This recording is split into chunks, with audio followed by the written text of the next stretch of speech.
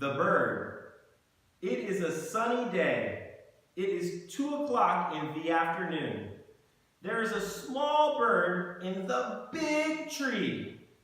The tree is outside my window.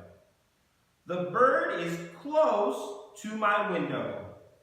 I open my window, but I scare the bird.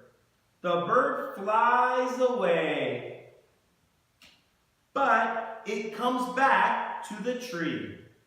I put some bread outside my window. The bird flies back to my window and eats the yummy bread. It is happy, and it is not hungry anymore. It can fly around and have a good day.